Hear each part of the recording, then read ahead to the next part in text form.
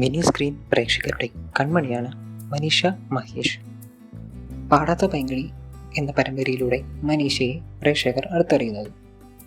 ദേവയുടെ പ്രിയതമയായ കൺമണി അവതരിപ്പിക്കുന്നത് മനീഷയാണ്. ദേവമണിയുടെ കെമിസ്ട്രിക്ക് ഗംഭീര പിന്തുണയാണ് ലഭിച്ചുകൊണ്ടിരുന്നത്. തുടക്കത്തിലെ പൊരുത്തക്കേടുകൾ മാറി സന്തുഷ്ട ദാമ്പത്യ ജീവിതം നയിക്കുന്നതിനിടയിൽ ഉണ്ടാകുന്ന അവിചാരിത സംഭവങ്ങളുമായി മുന്നേറുകയാണ് പരമ്പര.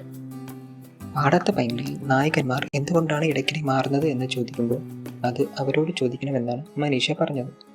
പിന്നെ ആരോഗ്യസ്ഥിതിയിലുണ്ടായ പ്രശ്നങ്ങളും ജോലി കിട്ടിപ്പോയവരും ഒക്കെയുണ്ട് എന്നും മനീഷ കൂട്ടിച്ചേർത്തു. മനീഷയ്ക്കെത്തിയ 3 നായകന്മാരും ഭയങ്കര ഗ്ലാമറാണ് അല്ലേ എന്ന് ചോദിക്കുമ്പോൾ അതെ എന്ന് മനീഷ സമ്മതിക്കുന്നു. ആദ്യ നായകൻ സൂര്യചേട്ടനായിരുന്നു. 3 നായകന്മാരുടെയും ഒപ്പം അഭിനയിക്കാൻ ഞാൻ കംഫർട്ടബിൾ ആയിരുന്നു. 3 ആളും ഒരു അഞ്ചെത്തി കുട്ടിയോടുള്ള സ്നേഹം പോലെയാണ് എനിക്ക് തന്നത്.